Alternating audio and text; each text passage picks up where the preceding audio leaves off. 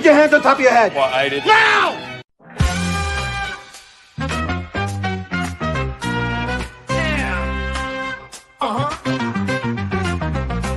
Step the jam. Get down. Here comes the jam. Getting down with the truth. The only way he knows how to. Girls all up with his name. We call him the chief. You're damn right. He's gonna get that sucker. Yo, we track down the truth. You know what a track down the truth. You know what they call him. We call him the chief. You're damn right we do.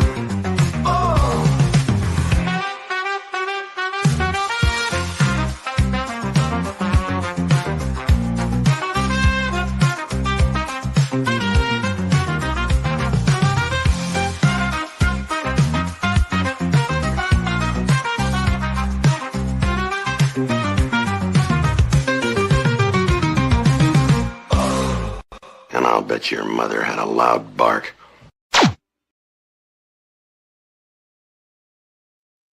Good morning. This is Morning Coffee with the Chief. I'm your host, Patrick Jordan, here on Pop Culture Minefield. You can catch us every Tuesday at 8 a.m. on Pop Culture Minefield's YouTube channel and the Rumble channel. You can also go to their Facebook page and find the show there. Now, I've been dark for a few weeks. I've been dealing with some medical issues. I was telling my friends who were coming on to join us here in a minute, and I have to tell you, pain is not a good thing. It was awful. In fact, this is a pain awareness month. So if you are feeling some pain, you're in a lot of pain. God, I was there, boy. Let me tell you. And it was I couldn't imagine going through that alone. So I was thankful to have my beautiful wife to help me through all this stuff.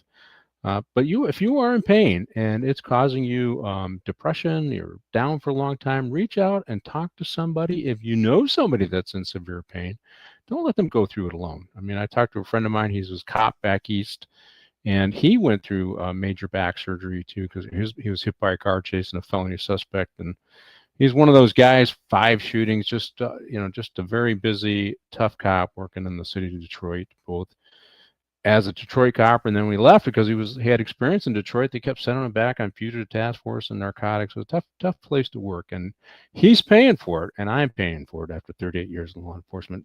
So I if you are in pain, since this is Pain Awareness Month, I would encourage you to reach out to folks. Don't suffer alone. Tell them what you're going through, because there's a reason why you withdraw from your social circuits, because you're in pain. So let them know, let them support you, and if you know you've got a friend going through it, and then reach out to them and do your part for Pain Awareness Month and take care of a friend or reach out to a friend. Okay, so hey, I'm glad to be back. I want to thank all the folks on Pop Culture Minefield for jumping in and doing my show on Tuesdays. I mean, I didn't know how long it would take for me to get back. I do deal with some pain a little bit, and I'm hoping to get some treatment to take that away.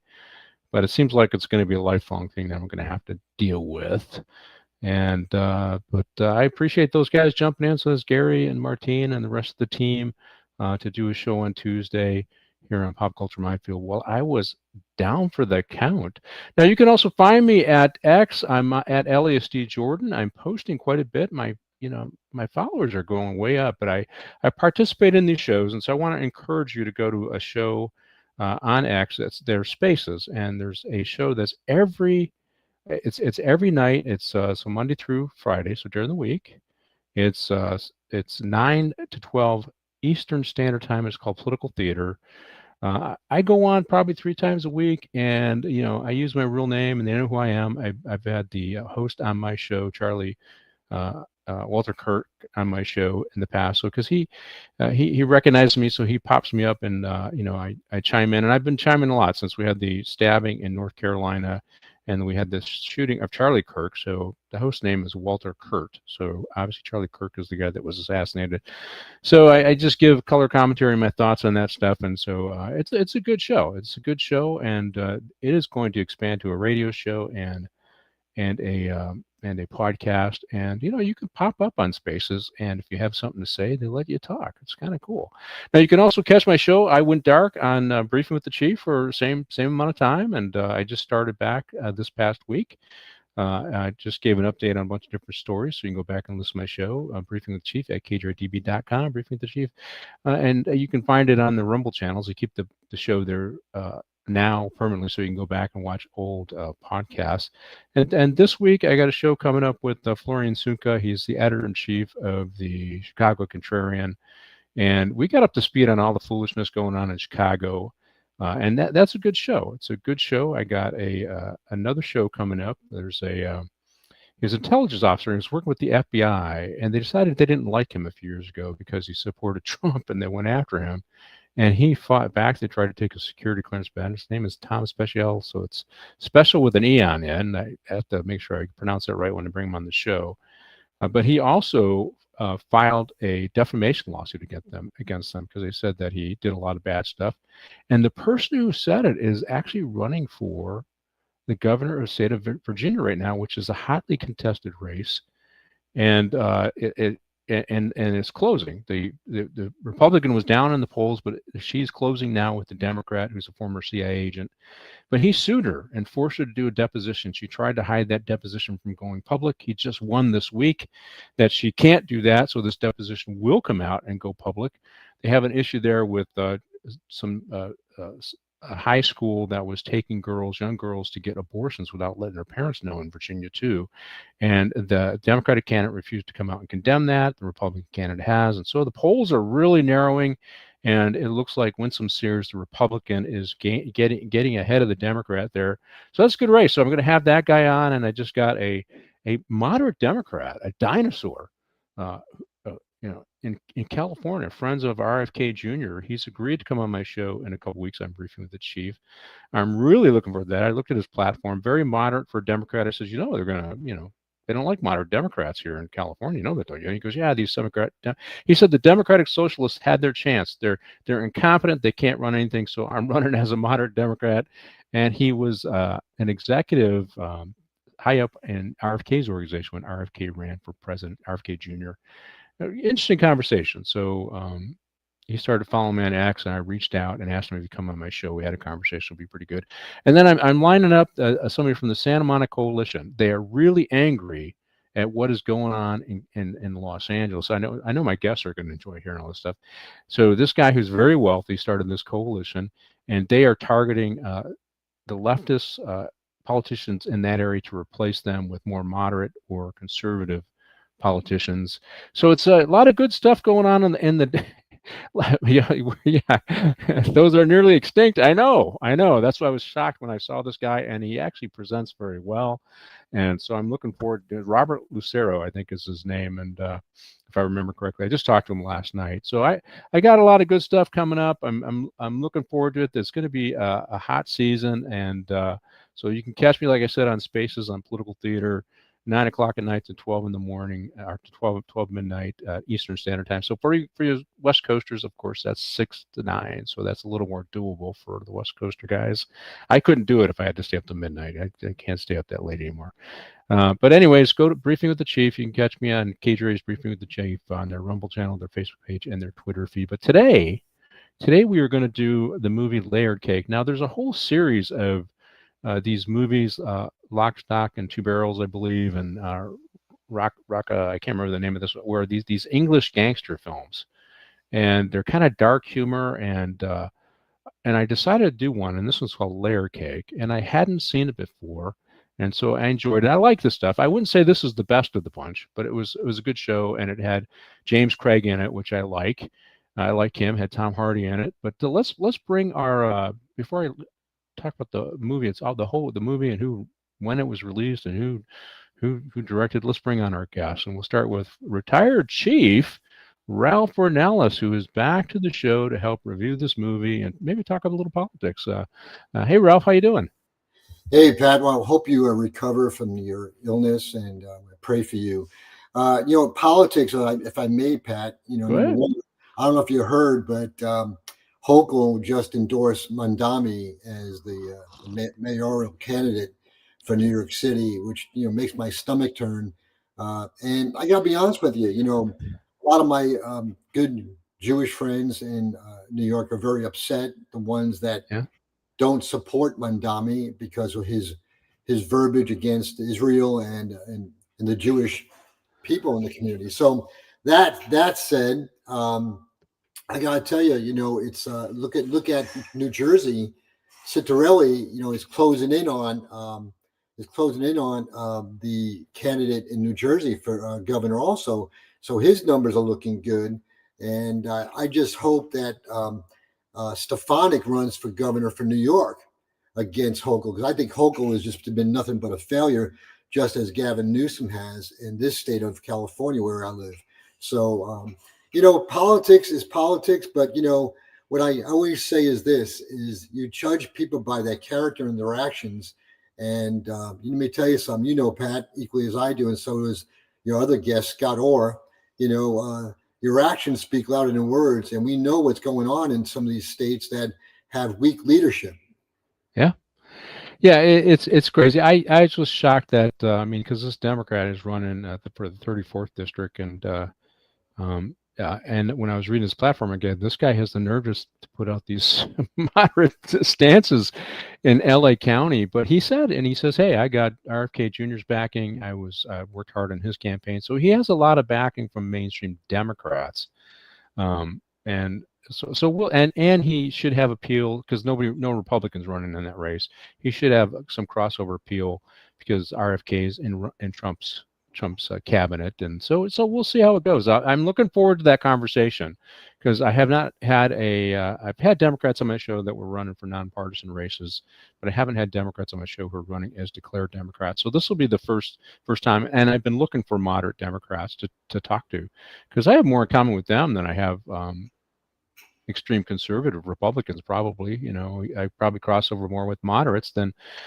anything else. At least on my social issues, I don't like spending any more money than I have to. So I'm a fiscal conservative. Hey Pat, I gotta ask you a question though. I bet it was tough trying to find moderate Democrats though. It is, because they refuse to take on the left in California. They refuse to take on the left because the left will primary them.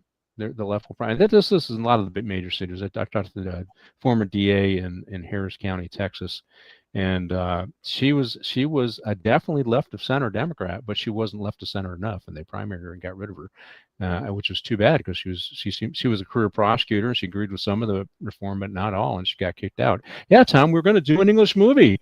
I'm looking forward to it. I'm glad you joined us. I love these movies. I wouldn't say this is the best of the bunch, but hey, let's bring on our other guy, retired Sergeant Scott Orr, and he's a California refugee. He's in parts unknown, fleeing the blue state, the deep blue state of California. Only visits when he has an armored car, and so they don't steal his money and take his guns. Right? Hey, Scott, how are you? Yeah, I'm about as red as you can get in this state. I think Trump won. It was like 89% or something. Yeah. Well, I know.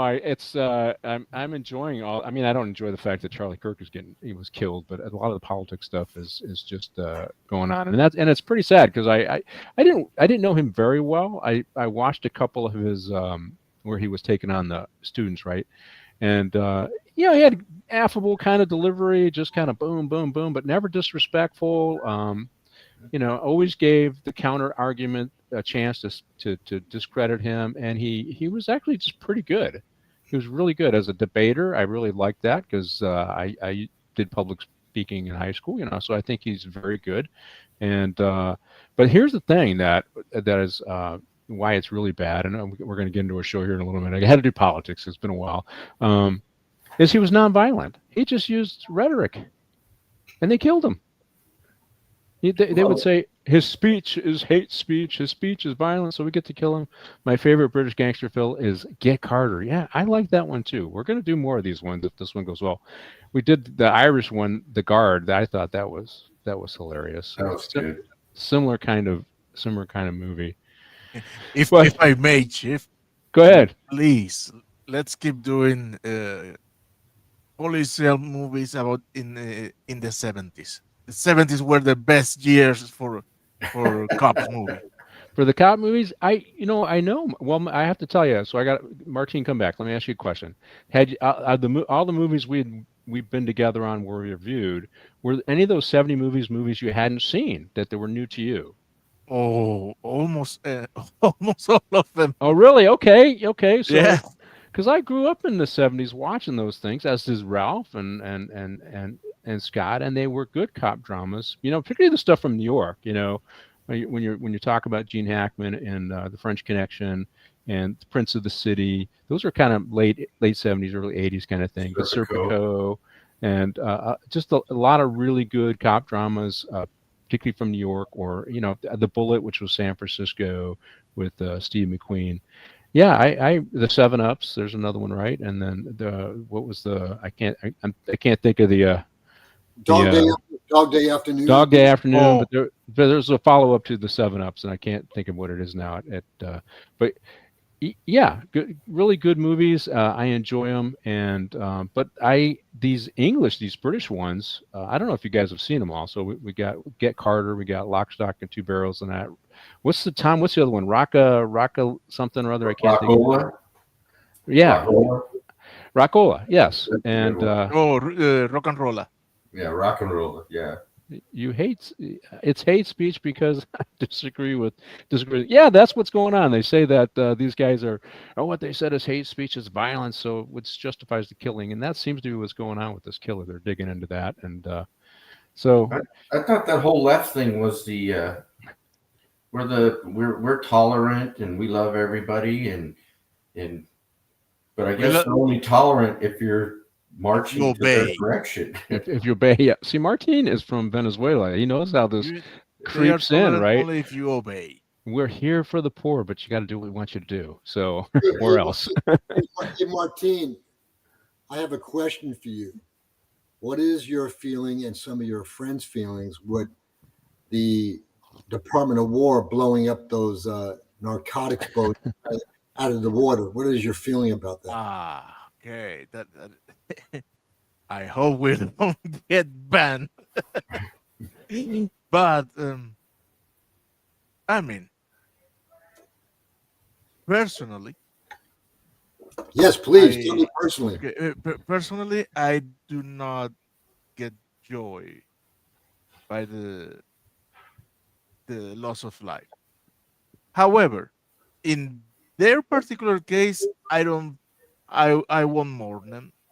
No, I don't feel bad that people who live to poison other people gets taken down. I'm sorry, I don't celebrate, but I don't feel bad. I wish they had chosen another path in their life. Maybe they could be still be here. Yes, the money. Well, they could bring the dope to U.S. on donkeys instead of on boats. It might be a little safer. Oh, well, you can use mortars then. Well, I just go by my dad's mantra when me and my brothers and sister were growing up is if you do bad things happen. Yeah. So you got to live with the consequences. Hey, Scott, first of all, I want to thank Martin from his input. Scott, my little Italian mother would say, every time you spit up, it comes down. Yep. Yeah. Yeah. Exactly. All right, I guess we got a movie to. Hey, before we get into our movie, Robert Redford passed away today. Did you guys see that? Yeah. Oh no, I didn't see that. Yeah, 89 years old. 89 years old. So I mean, he had lived a good age. I mean, 89. You can't really complain about that, right? So yeah, and he was kind of a lefty, but he wasn't a vocal lefty these days. He's more for environment, and he was probably the king of the indies. He pushed independent film, which is good. And I just so what's your favorite Robert Redford movie, Ralph? You know what? I have to say Butch Cassidy and the Sundance Kid.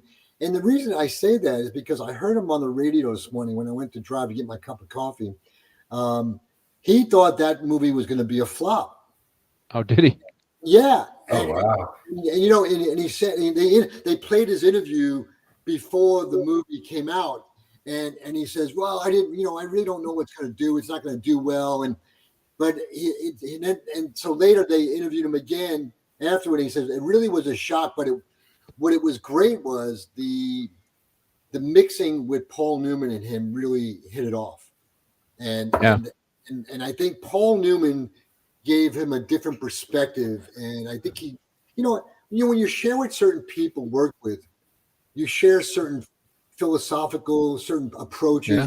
Yeah. I think Paul Newman gave him a different perspective, and I think that movie to me was really true. He showed humor in that movie of Butch Cassidy, but also his ability to act, and he really kind of exploded after that. Well, I liked him in The Sting, which is he partnered with Paul Newman in that movie as well. Fantastic movie, and just a lot of different movies he was in. What's it? 3 Days?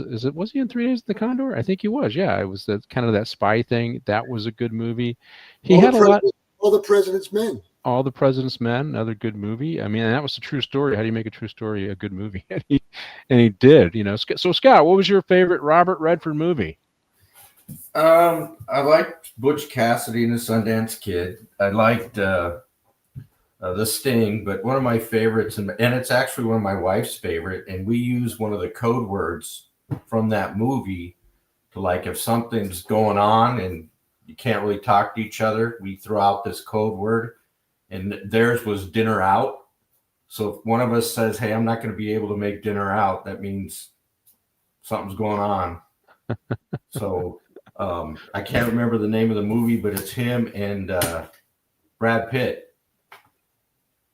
He's the CIA handler for Brad Pitt. He recruited him out of Vietnam.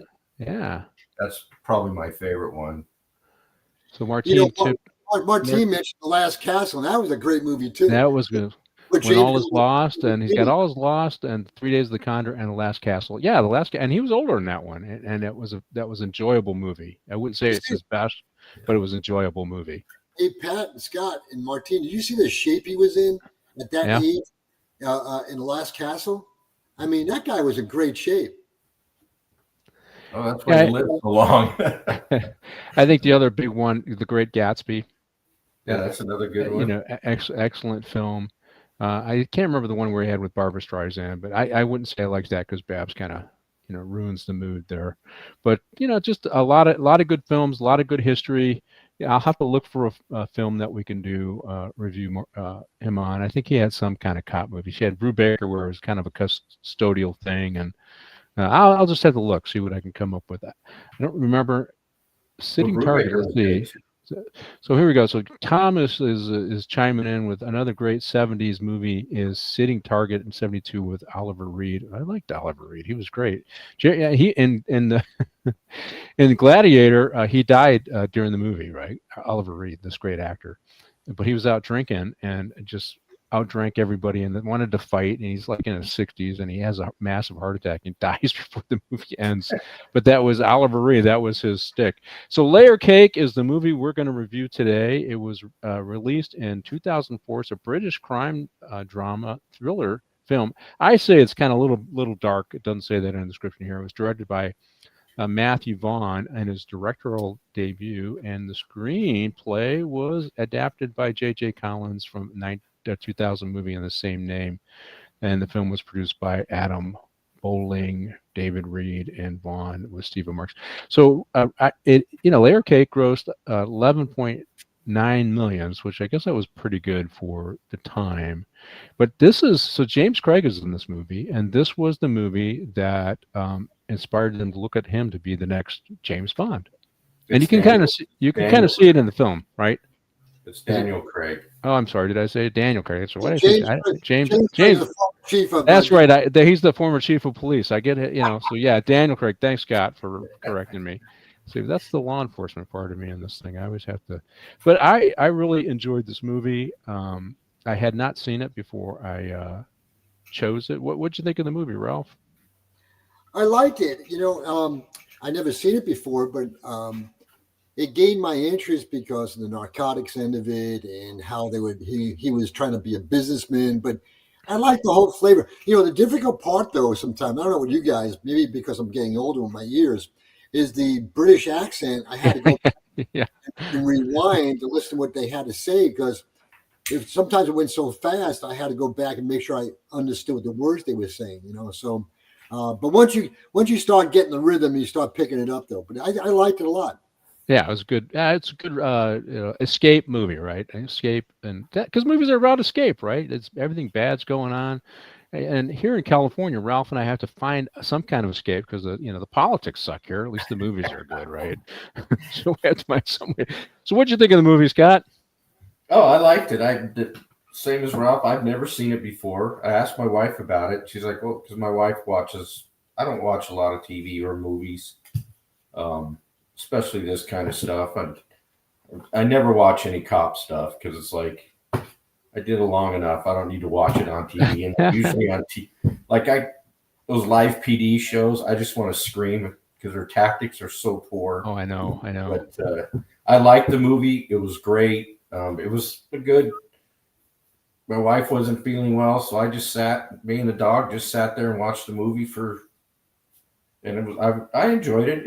But it had like the flavor of a lot of, I felt like I was watching kind of a montage of all the other British gangster, movies, but I liked it. I mean, a lot of, my wife asked me about it. And I said, yeah, Dumbledore plays one of the bad guys. I go, the second Dumbledore. I was watching one of these movies, and they were talking about the two brothers. I forget the two brothers that were gangsters. So it was real life, and Tom Hardy played both of them. Forget it was the Craig brothers. So the Craig brothers, right? And some Italian gangster comes over, and he's talking to the Craig brothers, not realizing that one is actually gay, right? One of the brothers is gay, and of course the Italian mafia guy doesn't like any of that kind of stuff, but. He says he says something about, hey, yeah, we can find you somebody good to sleep with us. He goes, and he said, the guy says, well, I really like olive-skinned Italian boys. And so this gangster's just looking at him, and he just laughs it off like it's a big joke, a big chuckle, right? And the guy was pretty serious, so it was pretty funny. But these it's hard to imagine the British gangsters. But let's roll with the first scene here. I got this listed as drugs changed everything, and Ralph kind of talked about it. And it's it probably very much like the gangsters in the U.S. It was vice, it was sex and alcohol in the 30s and stuff like that. Gambling and extortion were probably their big money makers. And this opening scene, he talks about, he's narrating, I think it's Craig that's narrating this scene. He talks about how drugs changed everything. So he's the Summer of Love, which was the 60s and 70s, and hash and LSD. And it's funny because he talked about how, well, decades from now, this is going to be all probably legalized. But when it's not legalized, we're going to make hay while the sun is shining. I think he actually used those words, which I've used myself in the past, make some hay while the sun is shining, and we're going to make some money off this stuff.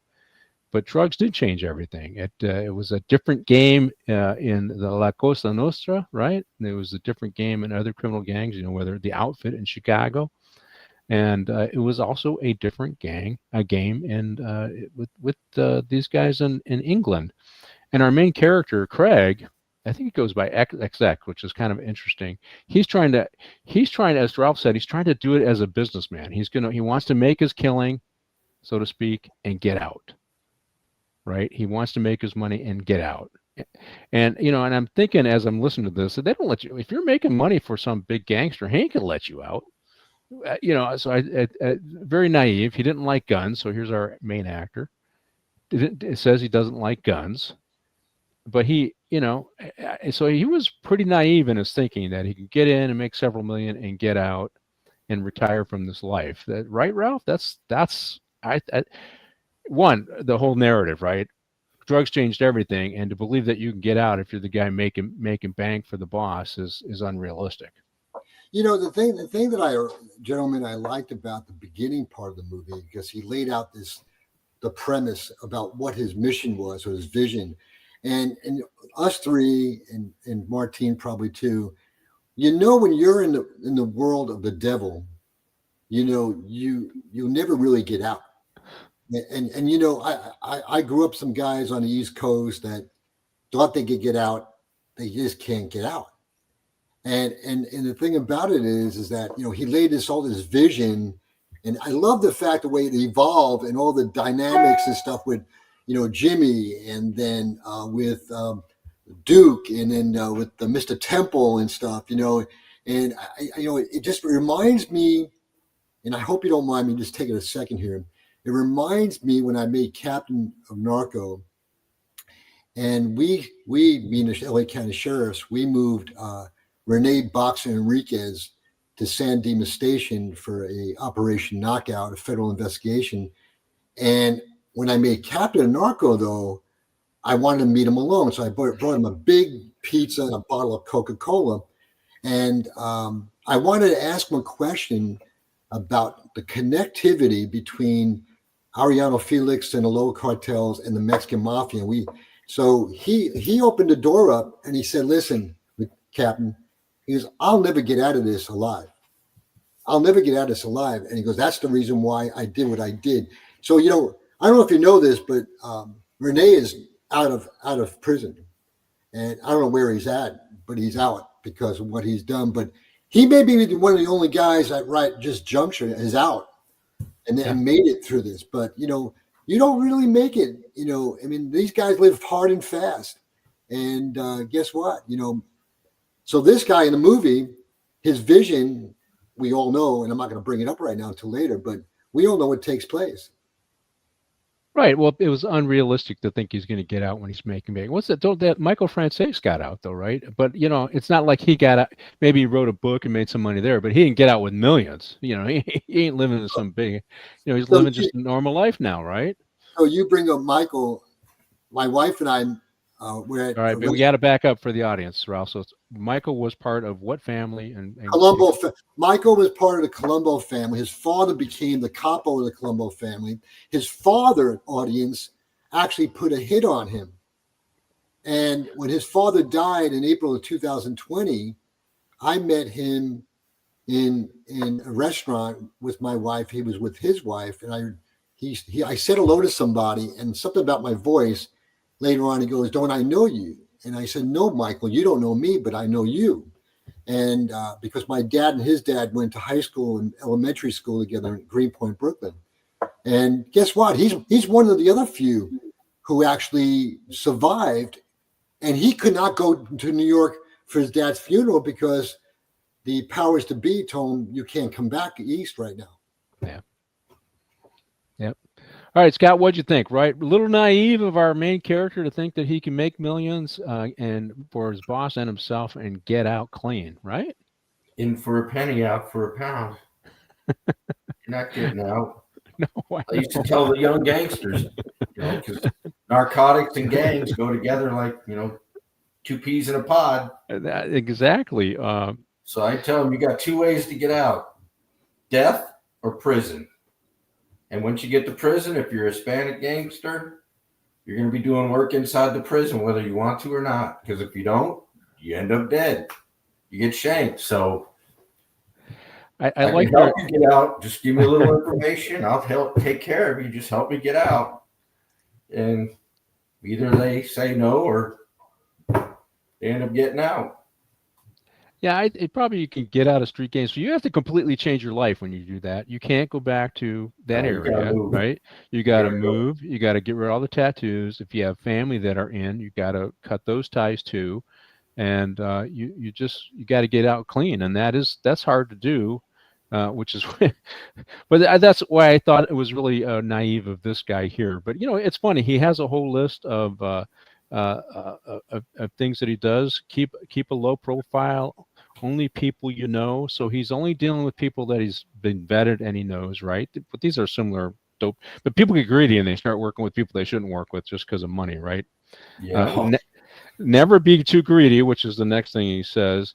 Avoid loud partners. I kind of like that one. The loud guy that everybody, like John Gotti. He wanted everybody to see him, which just brought the heat down on the Gambinos there for a while, right? They mean well, but as he says, they mean well, but they'll fuck things up, as he says. Stay away from the end user. And when it comes to dope, that's right. Don't use your product, and stay away from the end user, because they're all crazy. They're all using. All they want is another hit.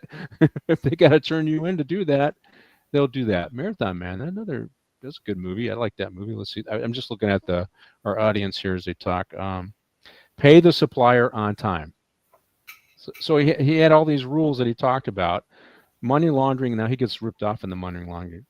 quit when you are ahead. So that's what he wanted to do. He wanted to quit when he was ahead. So I thought these were all kind of interesting things that he was saying during that opening scene. But let's roll the next scene, because this is his boss, I think, yanking his chain, right? And what do you want? And so his boss, Jimmy, I think is his boss, right?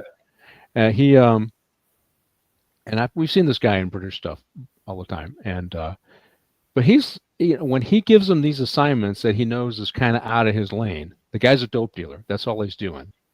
And Jimmy calls him in and gives him two very specific duties. One is to find the girl, and the other one is engage in a deal to get some pills that were stolen from some Serbians, as we find out later, right?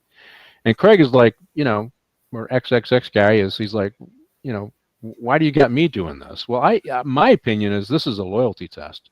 You ain't getting out. You're going to get your hands dirty. And so I'm going to give you some dirty tasks, and you're going to do them. And this is his boss. He can't say it. He can't say no. And ultimately he says yes. That's, to me, what was going on. This is kind of a loyalty test. This is kind of a reality check for him from the boss. I know you want to quit. I know you want to go, but you ain't going, and you're going to start getting your hands dirty like the rest of us. That's what I saw in this. What'd you think, Ralph? No, I agree with you, but also I believe it was as the movie evolved, it was Jimmy going against his old buddy, Mr. Temple, and so somehow he wanted to go against his old high school buddy, Mr. Temple, Jimmy, because he thought he could take it over. And I don't know, maybe I got this wrong. Maybe the detective Orr could to straighten me out on this, but I thought that Jimmy Price was going to use, XXX to do with the things with the ecstasy, to have the Serbians go after Mr. Temple. And so I kind of, my feeling was that maybe that's how Price was going to angle that, So I don't know. I'd like to hear from a longtime detective or what he thought about that premise I just stated. What do you think, Scott? Well, I tend to agree with Ralph that he's setting him up, but right. He's supposed to be this smart guy, Daniel Craig or Quad X or whatever he was going by. He didn't do it. To me, what was surprising to me is I would have done a little more background on Mr. Temple and why, if this guy's a multi-billionaire, has got all this money, why doesn't he need a mid-level drug dealer to go out and find his daughter? Right. And that comes out later in the movie when he tells, I can have Mr. Troop find him in 10 minutes. So that surprised me that if you came up, you two were my bosses at one time. If you came up to me and said, Scott, I need you to do me this favor, which to me is always uh-oh. I would have turned around and said, okay, you want me to find this girl, but who's this guy that you want me to find? Why is he asking you to find his daughter when he could find him much quicker? So to me, right there would have been an alarm bell that, okay, somebody's going to get screwed in this whole thing, and it's probably going to be me. It ultimately was directed. Yeah. So, but he had plenty of people on his staff they could have done this. Right. Too, right. And, and he does it to him because he knows he wants to leave. He's trying to push back a little, like, why are you using me? He got, points to his right-hand man. And then he's like, just because I want you to do it, basically. And it's like, okay, something doesn't smell right. Scott, along those lines, XXX, Daniel Craig, you remember he hired these two other, guys to do his investigation. So Jimmy Price got back at him and he said, hey, you're the one I wanted you to do that. Not these two minions, so yeah. Yes, Colum did play a meaning, Snort. He did. He played, let's see, his character was Gene. And we've seen him in a lot of movies. I like he's a good actor. Yeah, he was on Hell on Wheels he was on. Remember Hell on Wheels? He was in that. Yes. Yeah. And he was friends with Craig, but he was the number one guy for Jimmy as well. And kind of an enforcer type. So you asked him, did he play a heavy in this one? Well, yes and no. So, this is just like the Costa Nostra, right? Hey, there's no honor among friends here. If we got to take care of business and we got to do some stomping, we got to murder somebody, they're going to have your best friend come and, let your guard down so they can get you, right? So similar kind of, it's like, hey, we have these great relationships, we drink, we have a good time, but if you're liability and the boss wants you gone, even if they just think you're a liability and the boss wants you gone, your friends turn on you, right? Hey, Pat, Scott could tell you every time when he worked these gang members, they would flip over like a tortilla to save their ass. I mean, their own asses. And, there's no loyalty. I mean, they think they take the omueta, the oath, guess what? Yeah. But, Scott, when you put the habeas corpus on them, and you start laying things out, they fold over like a tortilla, There was a gang in Linwood that their shot caller was my informant. You got to explain what a shot caller is, man. So, because most of our guys, the shot caller is basically the OG. He's the original gangster, or he's the guy that basically tells everybody what to do. He's basically the boss. He's a leader. So they call him the shot caller. Well, he was like, and then his main enforcer was also one of my informants. So it was like that. If I wanted to know, hey, who did the shooting the other day? Oh, I can't tell. Okay, I know it was your gang. You either give him up or you're gonna go back to prison. Okay, it was so and so. It wasn't. Wow, it was that easy, really. Oh, I met his enforcer. I'd meet him at the graveyard on Greenleaf in Compton, and I'd bring him a carton of cigarettes and a pack of diapers. Cigarettes were for him, and the diapers were for Mama.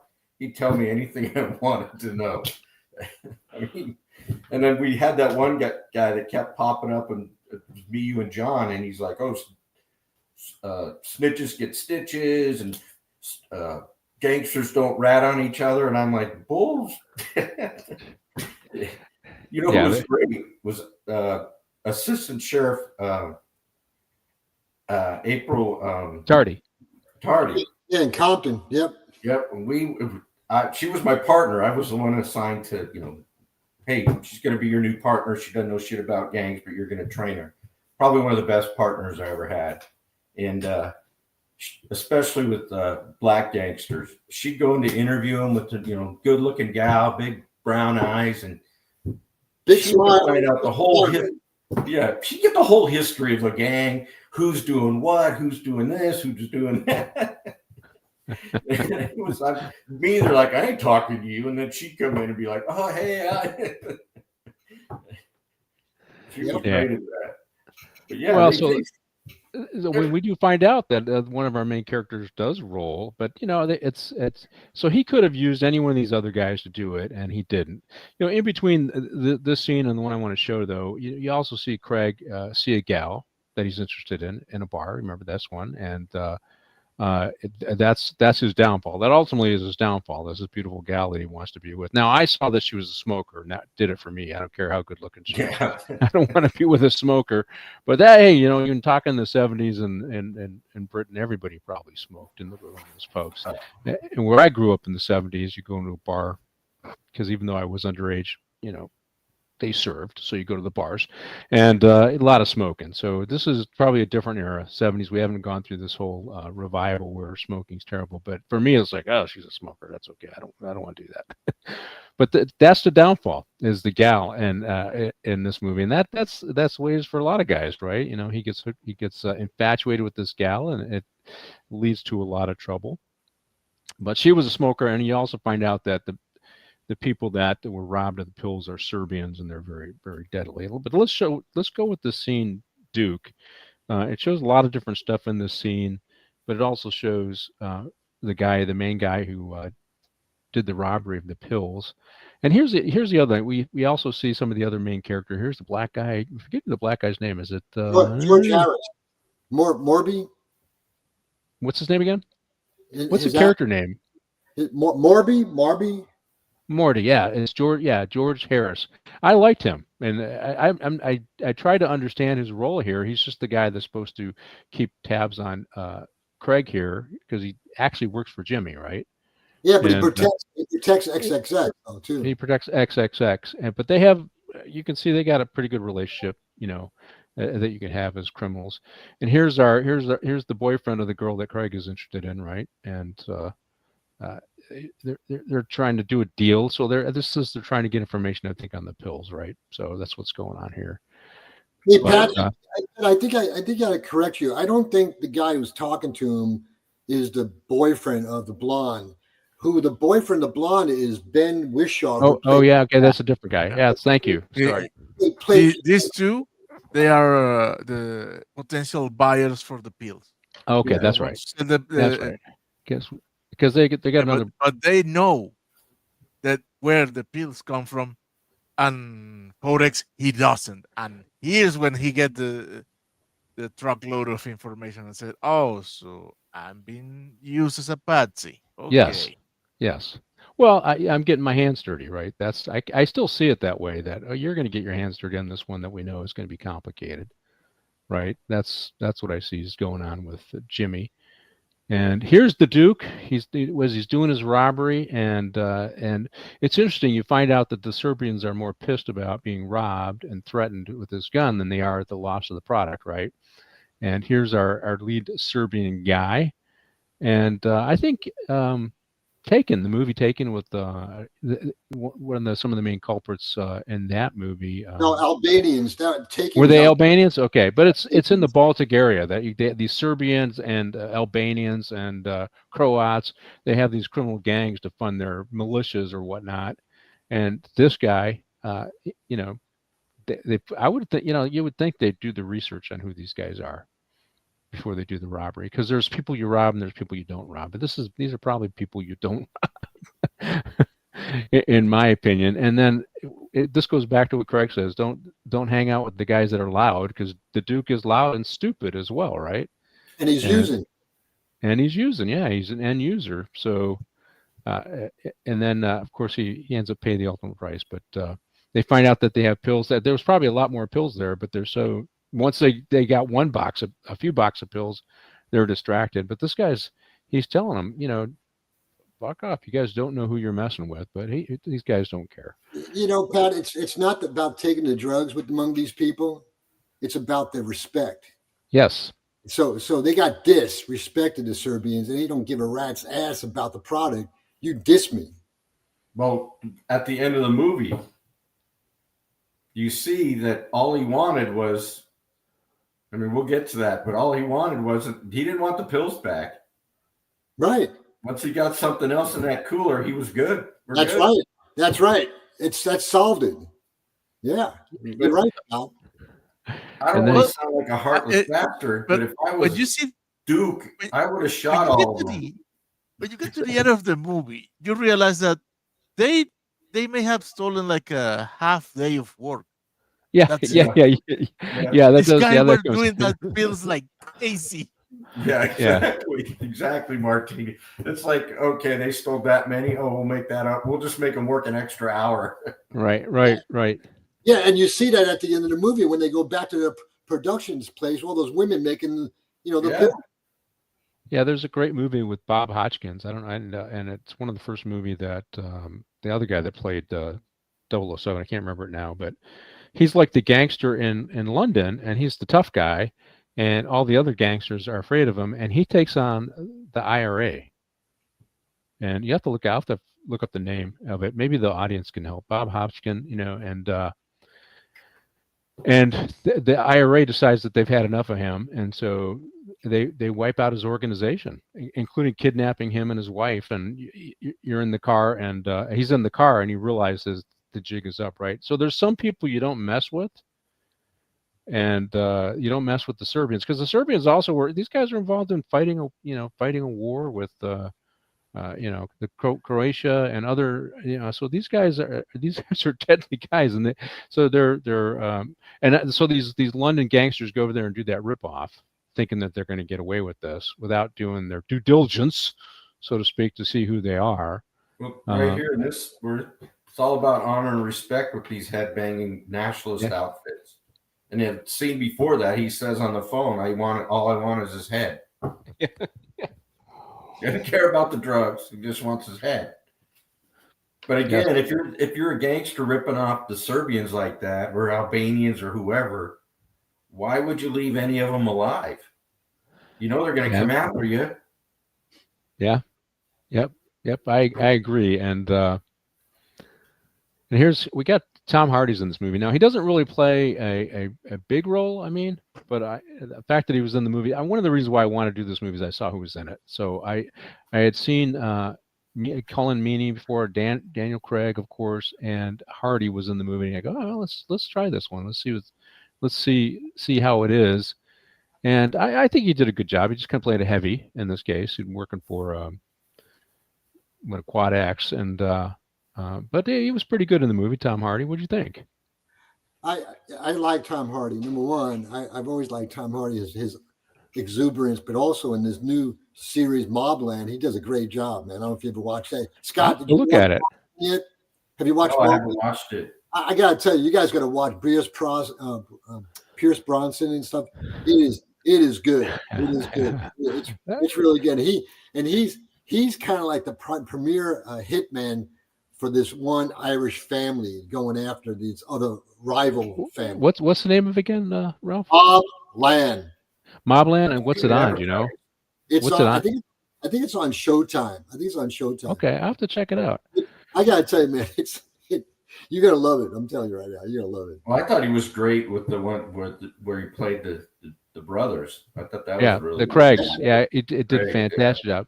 And the guys that were moonshiners, did you see that one? It's called it was a bunch of brothers that they were moonshining. I want to say in Tennessee, can't remember where, and they had some corrupt officials that he fought. That was with Shia LaBeouf, right? Shia was his brother. Yes, it was. I'll have to look it up, but Outlaws, I think. The Boneyard Brothers or something like that. I can't think of it now, but and it's based up on a true story. But yeah, I really like him. I think he's a great actor, and he did a good job in as you said, Scott, and the Craigs. Since we're sticking with some British movies here, the Craig brothers were gangsters in the 60s and early 70s, notorious gangsters in the 60s and 70s, and they were twin brothers, and he played both brothers.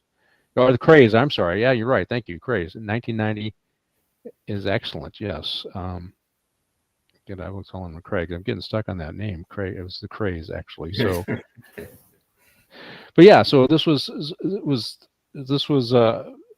Let's go with the next scene. We didn't do this one. Kills the mood. He couldn't get this. So this one. So Craig finally hooks up with his love interest. When I wrote this, the scene was like I called it "kills the mood." Right when you get kidnapped and you're thinking you're going to have sex and then you get kidnapped, that kind of kills the mood, right? Particularly when they're gonna, they're hanging over a building like that. So I was hanging at the edge of my seat. I know. So the beautiful gal he gets the hotel room, he calls her up, and he's going to finally, accomplish what he wants to, bed this beautiful lady.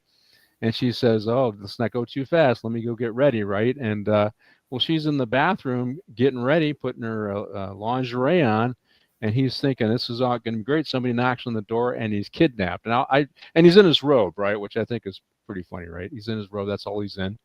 And I titled the scene "Kills the Mood" because, getting kidnapped just before you're about to get laid kind of kills the mood, right? But he gets kidnapped, and this is where we got our main guy coming in. Temple, right? This is where he starts coming in. These were his guys that were kidnapped, and he's going to have a conversation with them, right? And that's the scene. So let's talk. This was kind of a different. One of the things about these kind of English movies, these gangster movies, is the twists and turns.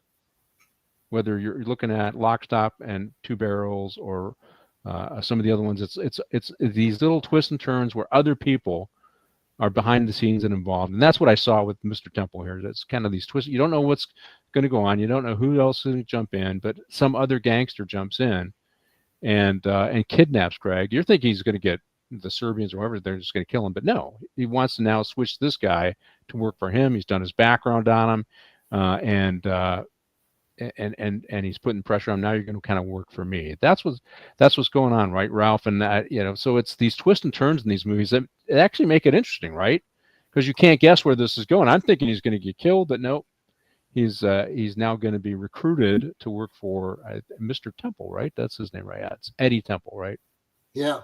For number one, they're not going to kill him because that would end the movie. But right. They're trying to intimidate, XXXX, and then they get him up from where his head's, looking over that roof, and then they bring him into the fold and explain it all and stuff, and then they kind of the pieces start falling in place about Eddie, when he wants to manipulate him and use him, and it's really interesting though. It goes back to him and what's his name, Gene. When Gene, showed him all the guns, and he never wanted to touch guns. Remember from the beginning of the show, right? And he gets his gun, and what does he do later on? He fulfills Mr. Temple's dream of taking his old high school buddy out, And Michael Gambon is, he kind of manipulates him and, kind of plays him like a fiddle. And he did something, XXXX did something probably he never would have done if he wasn't put in that position. Well, and we also find out, that Jimmy is an informant for the police, right? I think this is. That's it.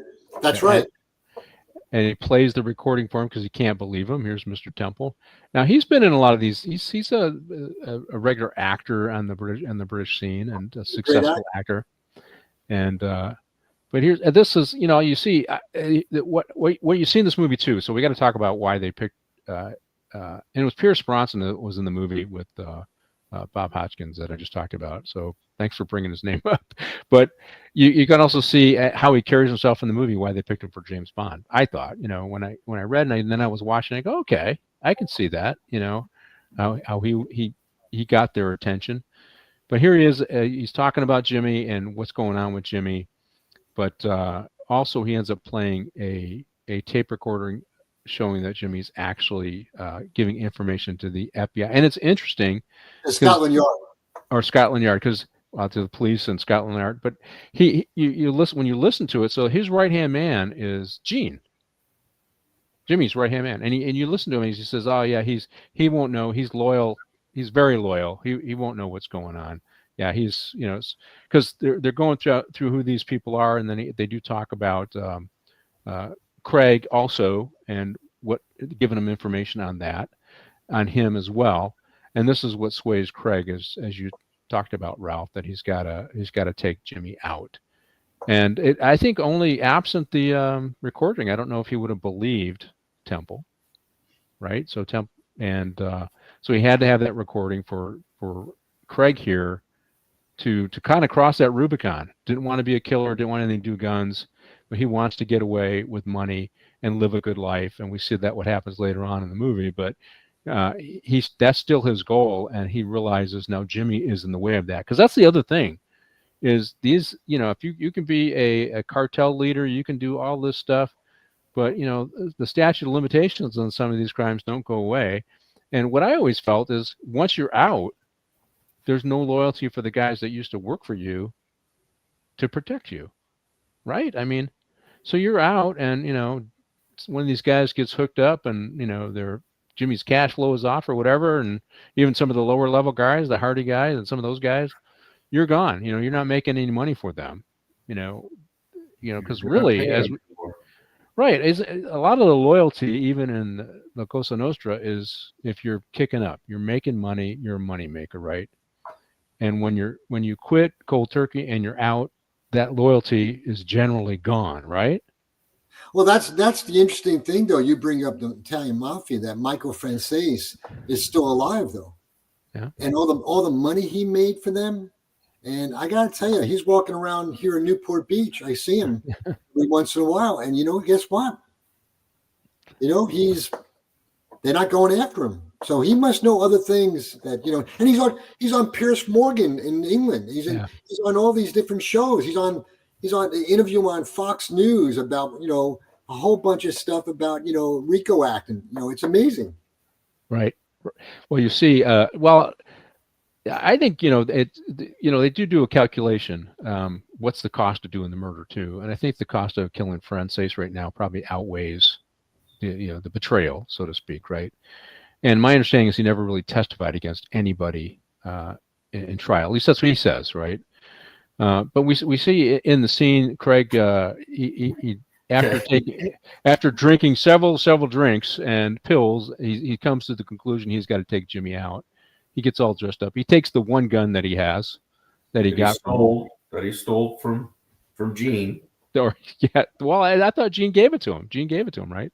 I thought he stole when Gene's kicking the shit out of him. You stole. I think he says something like, "You stole my gun" or something. Well, I think he said maybe you did give it to him. You used my gun, which was used in a previous murder. Yeah. So he did. Gene did give him the gun. Says, "Hey, you might need this," and they talked about it in that scene. But here he is. This is interesting. Why did he wait? I think Gene says, "Don't let him turn around and see, or just do it. Just get it done right away." And here, Craig, he hesitates because he hasn't killed before. He's not used to this, and he's an organizer. He's clearly organized in what he did. And then he kills him right there on his lawn as he's watering his flowers. And Jimmy's gone. But hey, that's what happens when you become a snitch and it gets out there, right?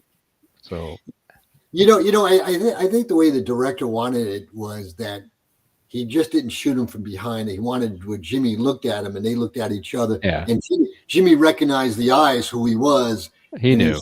And he said, "Fuck it, I'm going to take this guy out," Yeah, he knew. Yeah, same thing, Scott. Once they find out you're an informant in the gangs, it's kind of a chilly day for you, right? Those guys got to get out. They can't just kill you. Yeah, they're gonna.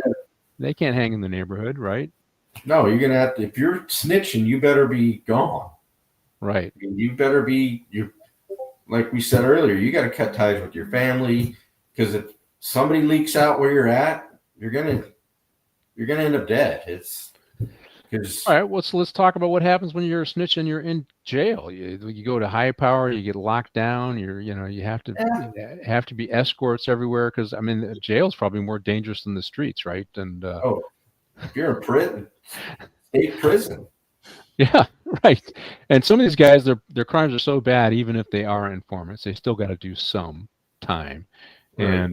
And so you're in protective custody the whole time. And protective custody isn't exactly an idyllic, nothing's idyllic about prison, but I can't imagine. Sometimes protective custody is worse than just general custody. I saw the new Richard Klinsky doc on YouTube. I think he was murdered in jail. No, I think he actually died of natural causes. I don't think Klinsky was murdered in jail. And I don't know much about that. I've seen a lot of documentaries about him, and I thought some of his stuff was more exaggerated than true.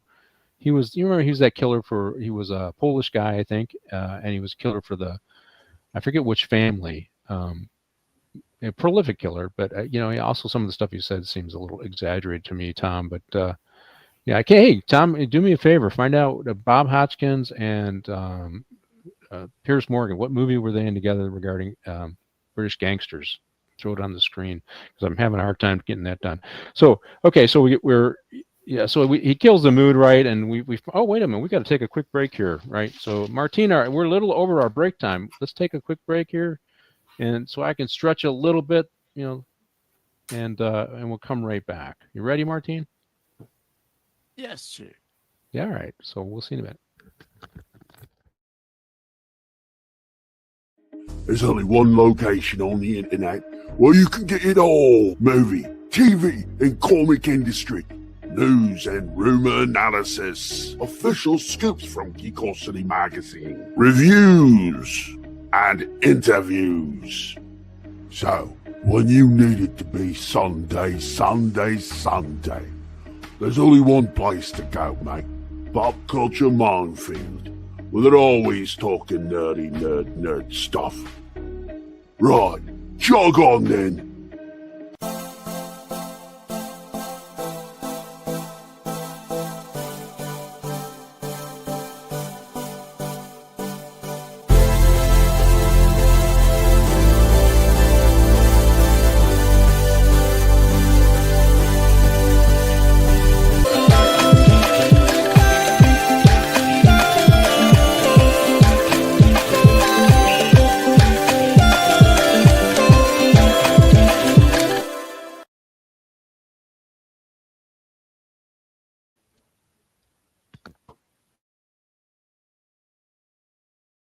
There's only one location on the internet where you can get it all. Movie, TV, and comic industry. News and rumor analysis. Official scoops from Geekosity magazine. Reviews and interviews. So, when you need it to be Sunday, there's only one place to go, mate. Pop Culture Minefield. Well, they're always talking nerd stuff.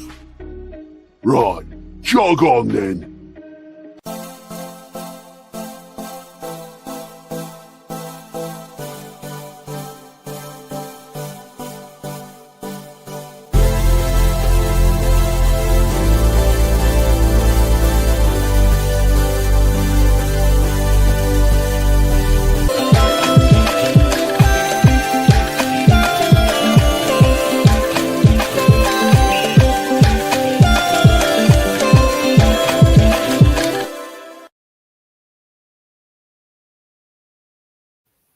Yeah, you were right, Tom. Hey, thank you. I believe that movie regarding Bob Hutchins, which is a great movie. If you haven't seen it, came out in 1980. It's The Long Good Friday. It's a gangster film where he's the head guy in London, and he gets on crosswise with the IRA, and he loses. So he loses, but it's a good movie. Check it out. Thanks, guys, for Tom for finding that movie, and I appreciate that. So hey, welcome back, guys. I got my stretch in, my 7th inning stretch in, and that helps my back and everything else. So I hope you guys got a chance to move around, go potty if you had to. Let's roll with the scene Jimmy, and I think we just saw him get killed here. And yeah, Long Good Friday, 1980. Yeah, that's it, Tom. Great movie. I liked the movie, anyways. Shows no matter how powerful you are, there's somebody that's more powerful. And here is where our friend Gene finds out that Craig killed his friend, and he locks out the one guy, locks out Morty, and then he actually starts beating the hell out of Craig because he knows. And this is where hey Chief, let's see, hey Chief and gents. Great movie, Craig's Bond audition. Yeah, I agree with that. Yeah, so great movie. But he's our loyal guy to Jimmy starts beating the hell out of Craig because he's the one who got the gun from Gene, and the gun had previously been used in another homicide, and they managed to find the gun after. I thought he did a pretty good job. He burned his clothes. I'm surprised. Oh, it was the bullet. So they managed to get ballistics from the bullets, and it matched another homicide. And so this is how Gene knew that it was Craig who actually did it, because he was involved in the other homicide. I forget the name of the guy. It was Crazy Larry was the other homicide victim in this, right? Yep. And I think Gene killed somebody associated killed Crazy Larry. And still had his, he did. He killed Crazy Larry. Still had his gun. They asked, "Why'd you keep the gun?" That's my favorite gun. So, it's my favorite gun. Okay, and of course, Craig finally says he was a snitch, right? Jimmy was a snitch, which of course Morty and Gene don't believe, but they have enough respect for Craig to actually at least listen to the recording. Is what goes on in this film. So. I'm surprised he survived it, but you know what? He then plays the recording for him, and he realizes that Jimmy was in fact going to snitch with the police. What did you think of the scene, Ralph? I kind of had a funny feeling something was going to come up, especially because of the weapon. But can I go back a little bit? Remember when you talk about auditioning for 007? Remember when Gene gave him the weapon? Yeah. And he put it up like this and went down the hallway. Daniel Craig. That was like a perfect audition for 007, because you know what I'm saying? But regarding this scene, though, as soon as they got there and slammed the door closed, I knew the ass whooping was coming on XXX by Gene. And then, finally when Morty got in, he's lucky, XXX was really lucky that they listened to him, and he took an ass whipping and kept on ticking.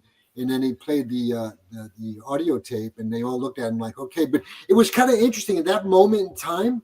It was like Gene and Morty were looking at Daniel Craig as the new leader of the organization because of his brains and how he orchestrated everything.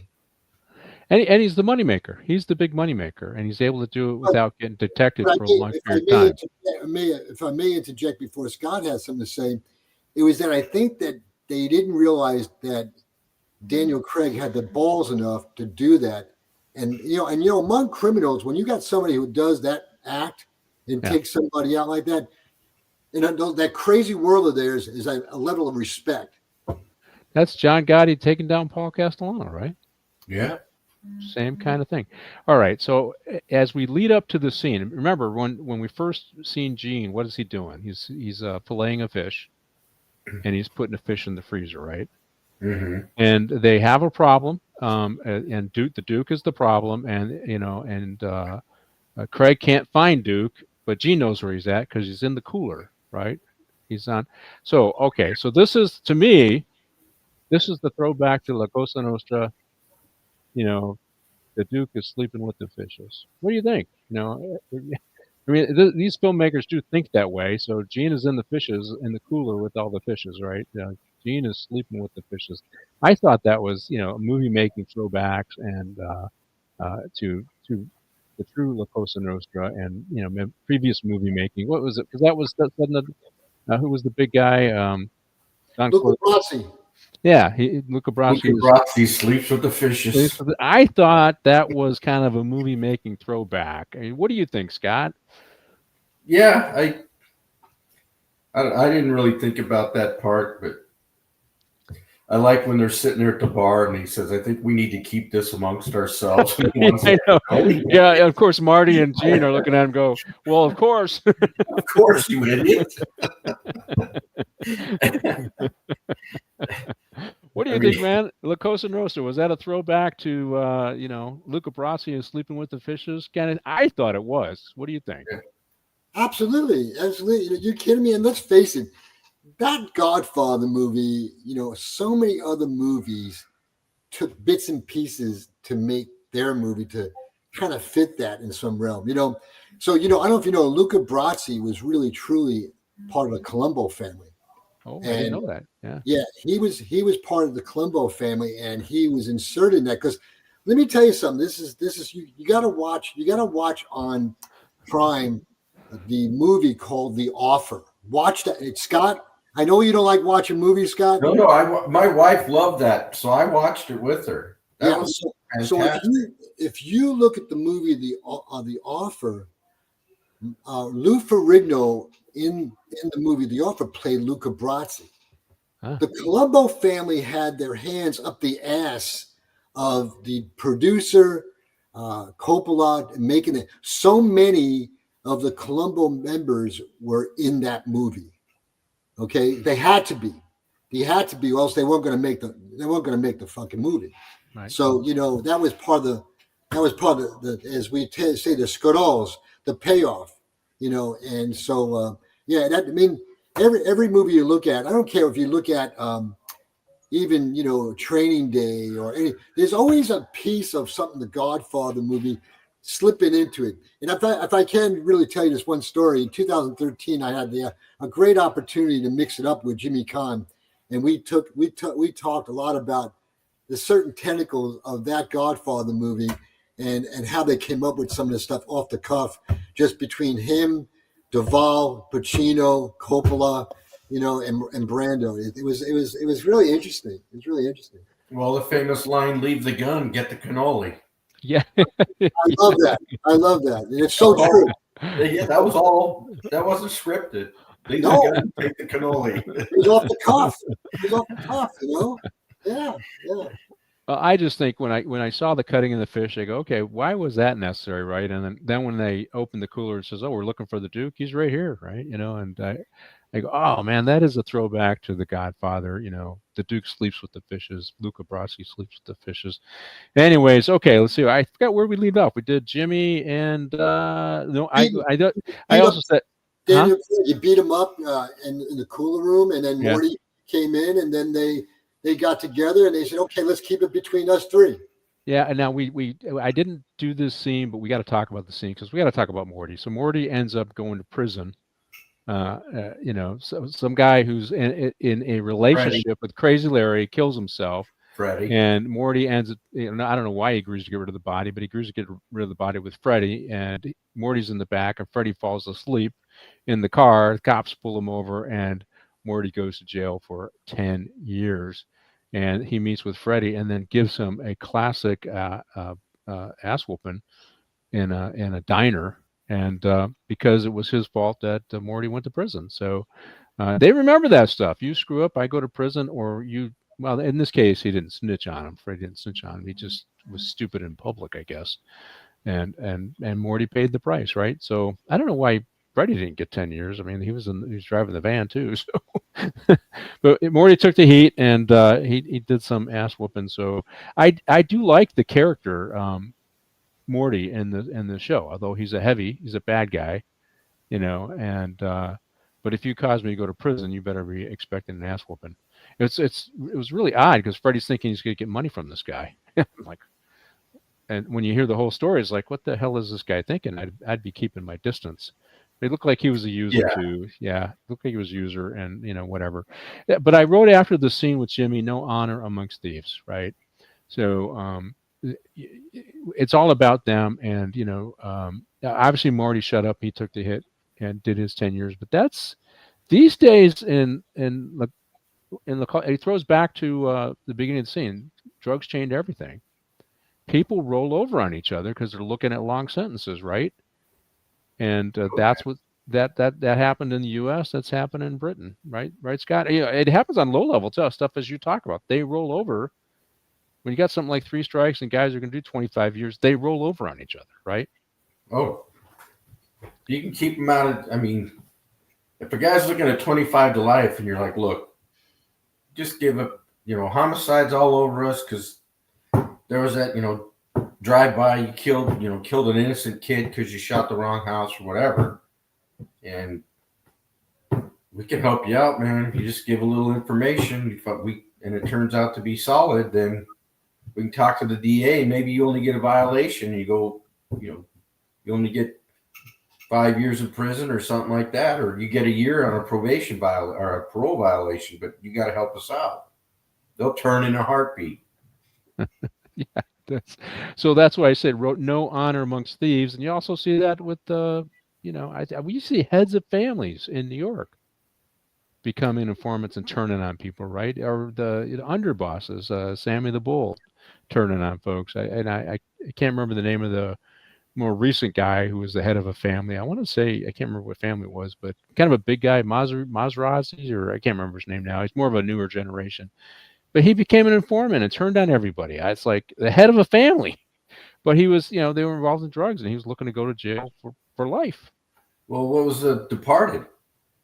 The Departed, exactly. Was actually to keep Whitey, he's supposed to be, the movie version of Whitey Bulger. But why didn't Whitey ever go to jail? Because he was giving information on all his guys that are pulling these crimes.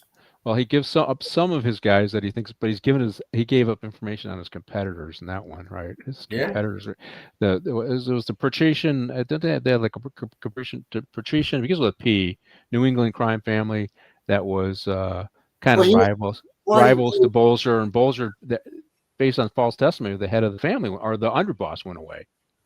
Whitey was giving the FBI, who the FBI agent was corrupt, all the information on the Italian mafia, and to save Whitey's own business on the streets. So they thought it was a win-win between Whitey and his guy he grew up with as FBI agent.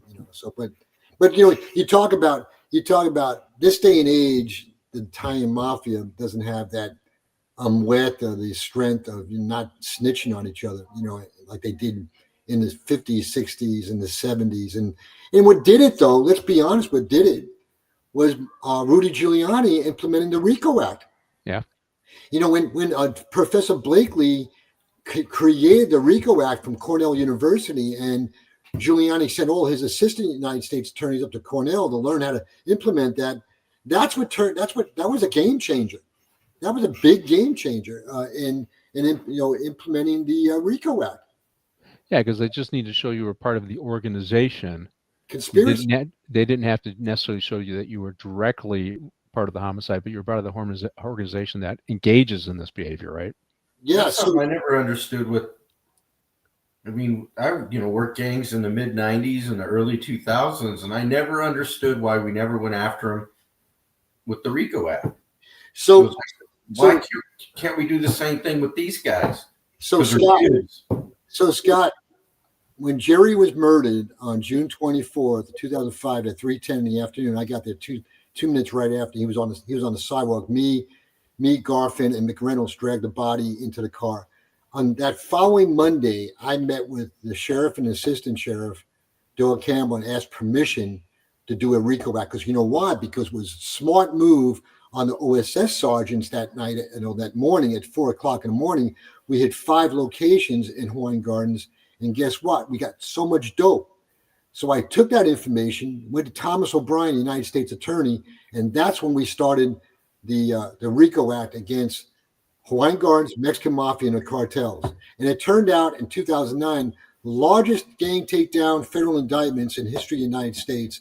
And I got to tell you something. I was so proud of OSS, guys like yourself, Scott, the feds that we had partners, and the United States Attorney and the District Attorney's Office in doing those cases. It was amazing. It probably, I don't know if it really could ever happen the way it did even now with the relationships. Yeah, I think that was 20 years ago, Ralph, and there's been a mindset, I say mind virus, in terms of our politicians and letting us use tools like that to take, because everybody's a victim, right? Every criminal's a victim these days. They're not, and simply don't value the life of police officers anymore. That's my opinion. Pat, I don't mean to interject, but Scott will know this. So Scott worked in OSS. They would put together at Compton multi-location association warrants. Yes. Do you know, Pat? I know Scott knows this. They're not even doing that anymore. Well, they're not doing it anymore. And you know the reason why is because Scott could attest this. And Scott, if I'm wrong, you can punch me in the nose through the screen.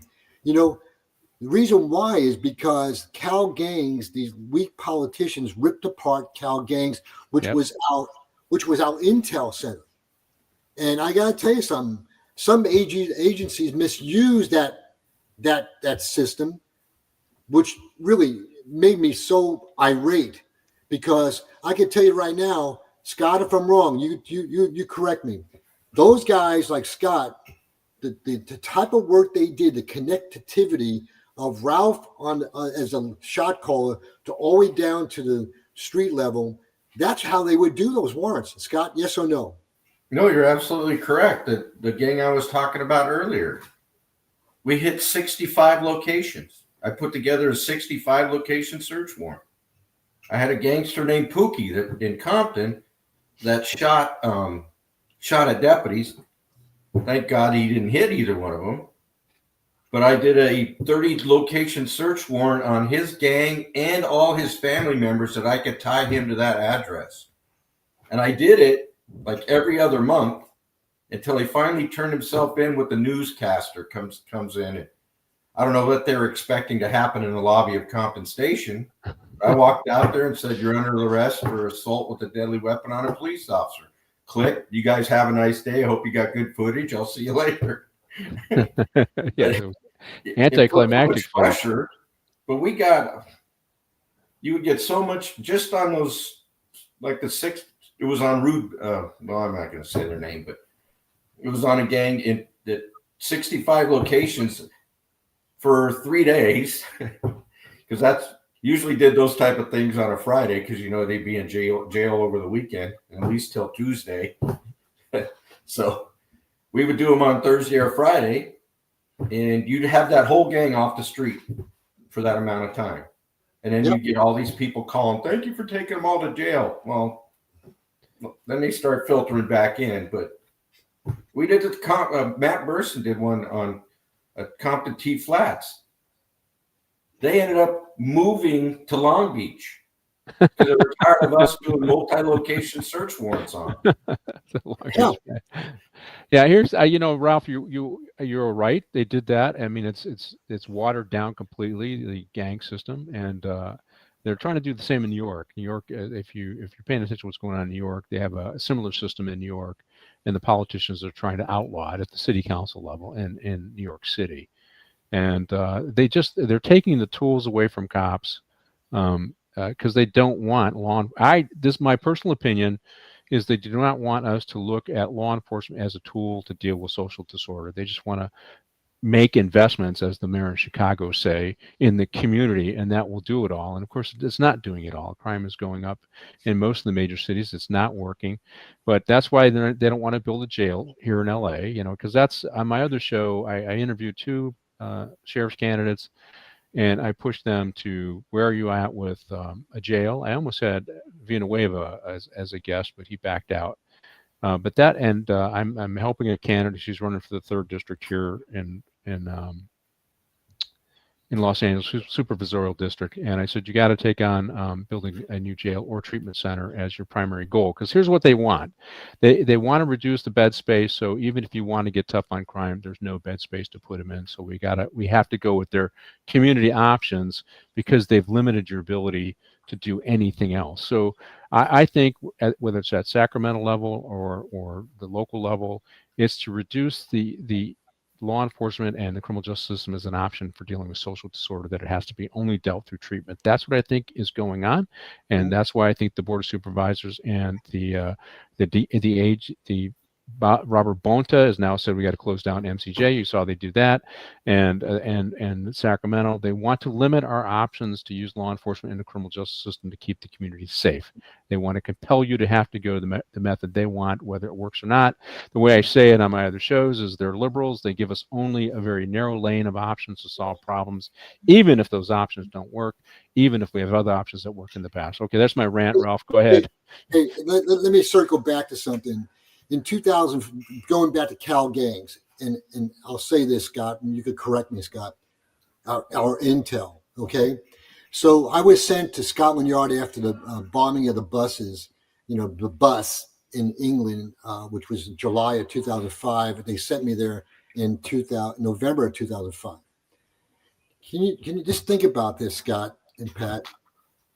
The Scotland Yard Metropolitan Police had no intel at all on anybody in the Islamic community. They were so afraid to engage that community. So when I went out there, I went out with some of the Scotland Yard Metropolitan Police people. I was telling them how we do things, how we engage the public, and the vehicle that we would do to document that and stuff. To this day, they haven't done it.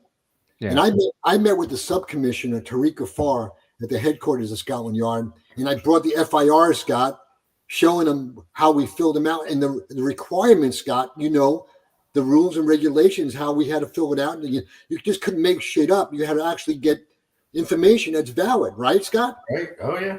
So I don't think they ever evolved it, but look at us now. We are now in that position. Yeah, we're retreating.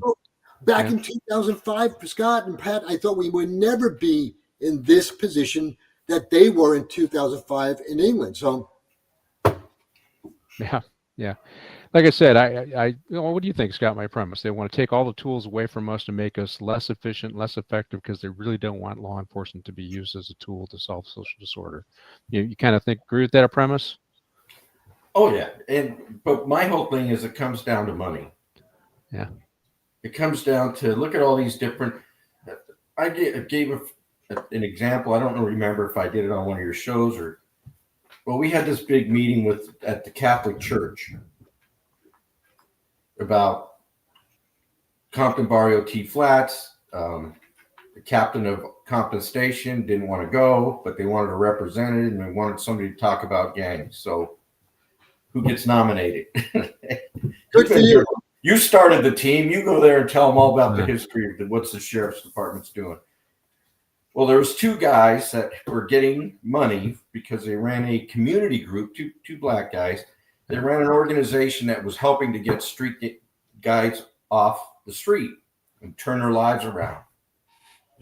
They showed up in big fancy cars, came in, gave their spiel about, yeah, we're doing this, we're doing that, we're doing this, and then they left.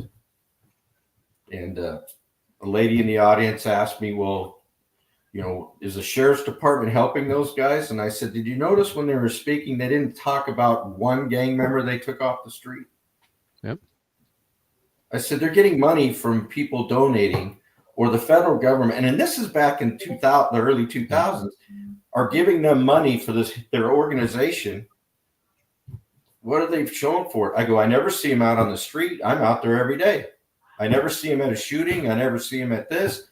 So who are these guys? I go, they're getting money. And that's the same thing now, is that they want to put everybody in these community groups or these so-called, we call them halfway houses, but they call them something else now, you know. And it's all about how much money, and usually the Democratic politicians, and probably all politicians, are in those pockets somehow. A lot of times, if you dig deep enough, it's like, oh, well, Councilman so-and-so is actually the cousin to whoever's getting millions of dollars for this outreach program or whatever. So it all comes back to money.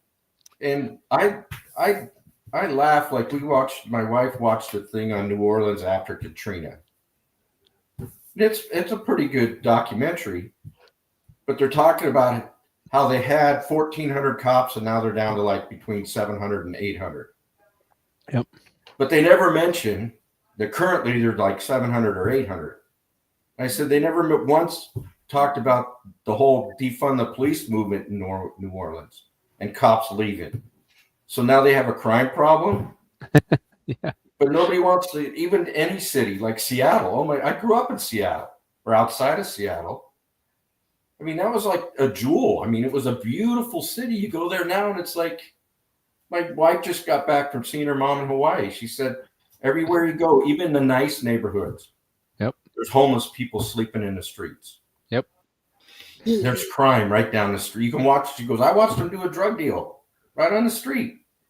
So I lined up a guest for tomorrow, and he was telling me as we were prepping for my show.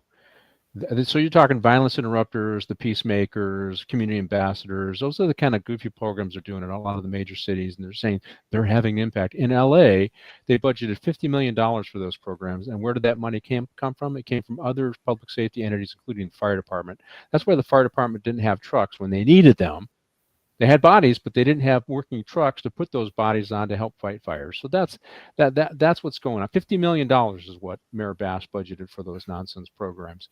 But so my guest from Chicago, he pointed out, hey, you know, that you see that smash and grab where they hit the I think it was the Louis Vuitton store. I can't remember what it was, and they're racing away, and they kill the father of one, you know, father of two or something like that. He was going to work, and now 7 of them are going to jail, are in prison. Guess what? One of those guys was. He was paid for by the city to be a peacemaker. He was on the dole. He was supposed to be somebody that's reducing crime and violence in the community, and he's participating in a high-end smash and grab on the Magnificent Mile that leads to the death of somebody. So here's my question for all these morons that are putting these programs together. What background checks have you done? What audits are you doing on these people? And what results are you getting? And how can you tie those results to those people? They can't.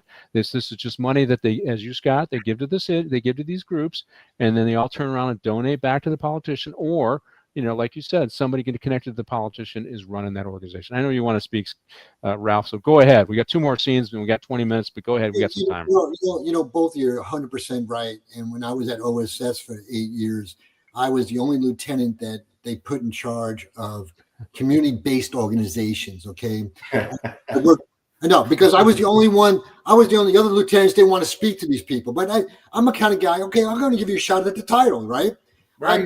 I met with the Urban League, the Homeboys International. I met with all these people, and you know something? I got to tell you, when you have wolves, there's got to be consequences. Okay, in the community. I believe in certain programs because when I grew up in Brooklyn, I was part of some of the police benevolent associate boxing program. There's a benefit.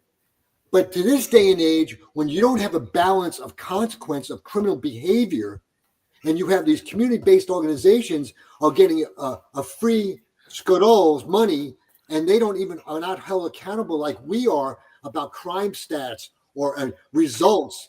Guess what? They're taking advantage, and nobody wants to say the truth about that. Right. And I'm telling you, you all know this because we think clearly. But I got to tell you something. They're taking advantage of weakness, and when you have weakness, the wolves will take control. Yeah, we got to get back to our movie, but I'll make one more comment, and then we'll go. I believe the latest generation of people most involved in politics and helping making public policy did not go through the 80s and 90s, the violence that we saw. It's old guys like us who remember it. It'll come back. And now it's coming back, and people are learning.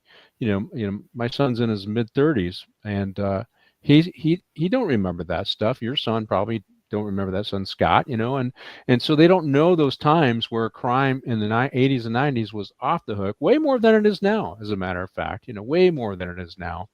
But they haven't lived through that, and they don't understand that. And now they're seeing we came off the lows where they believe that we don't really need cops like they were because crime's really low. What do we need all these cops for? We can defund them. We can do this. We can do it all softer approaches. But in reality, it was the cops and I don't want to say just the cops because it was DAs. It was the entire criminal justice system that lowered that crime. And that has been forgotten, or it's not something that was learned by growing up in that. I grew up in Detroit. A lot of crime in Detroit when I was growing up. I came to LA, crime was still going on. I mean, a lot of the same stuff, a little less than Detroit, trust me. And but hey, let's get to our next scene. Hey, Pat, Go ahead. There's guys like Scott that kept the balance and the peace on the streets. Well, I appreciate that, Ralph. No, but it's the truth. I mean, you know, I was a sergeant and lieutenant in OSS, but it was guys like you, Scott, and other great OSS investigators that put the time and effort in these association warrants. And you know, Scott, how much work that takes. Oh, weeks. Yes. Yeah. You know, yeah, that's rejected now. That's not the option. Just give us more money. We just, as Mayor Johnson in Chicago, I pay attention to Chicago.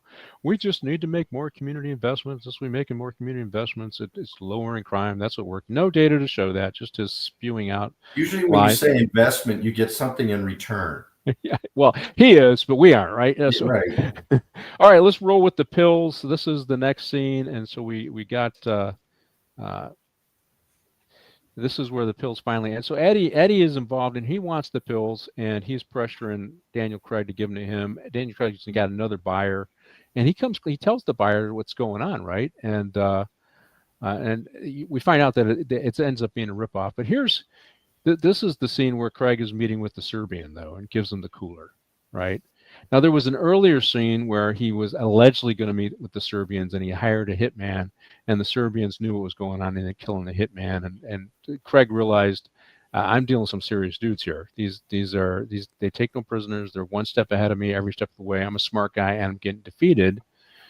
But in this case, he's got two buyers. They do the exchange. He ends up talking to Temple. But he's got the ripoff set up even after he gives the pills to Temple's guys, right? So he's playing a dangerous game here on these pills, and the pills are $5 million, so that's what they think they can make on the street, I believe, and so it's a lot of money, particularly when you find out that Jimmy had invested all of his money with and a scheme, and he got scammed by some African people, right? Remember? So this is why Jimmy was was it when they say in poker, you're on tilt, you're losing, and he's doing stupid stuff and crazy stuff, but he gave all of his money, $14 million. So that gives you the perspective of how much money these guys had, and now they got this deal for $5 million for pills. So this is a big deal for them. This is a big deal, either whether it's Temple or Jimmy, to get these pills.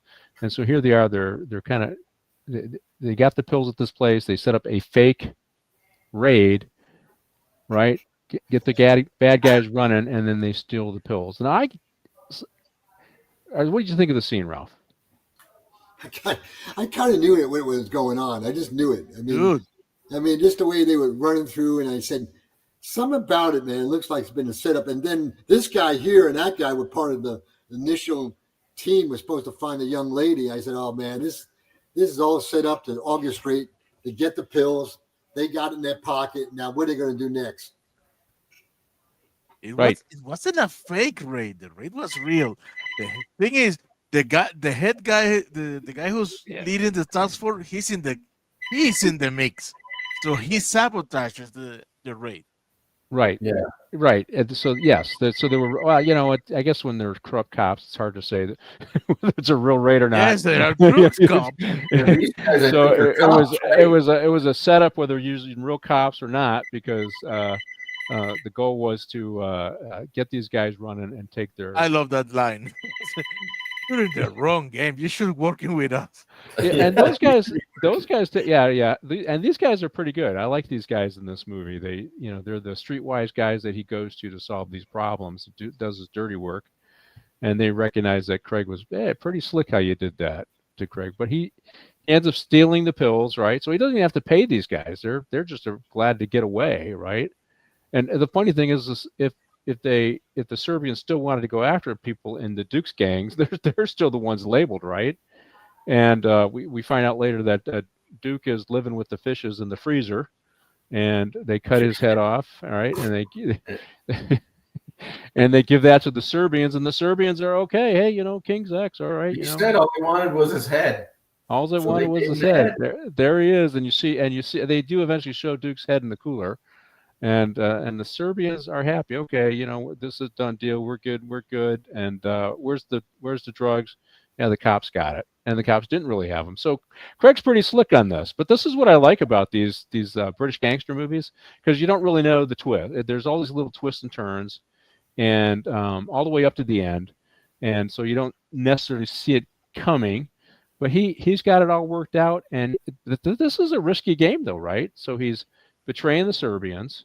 He's betraying Temple, right? And those are two people you don't really want to piss off. But he's willing. Temple betrays him, right? And explains the layer cake, right? But he is playing a dangerous game, right, Scott? Oh, yeah. It's one of those things where if it turns out good, it's good. If it turns out bad, it turns out really bad. So he goes from being a very cautious guy in the beginning to a gangster, to having to get his hands dirty and doing some ugly stuff to come out ahead, because as we saw when his money laundering, the Indian guys ripped him off, so he's lost his big stake, like no honor amongst thieves, right? He gets ripped off by them, and now he's in full tilt. Well, how do I solve this problem, right? And he's willing to go gangster to get back, to get whole, get the money, and get out, right, Ralph? That's what's going on here. Yeah, I mean, it kind of full circle what he stated, that he didn't live by his own rules. So guess what? Here he is now.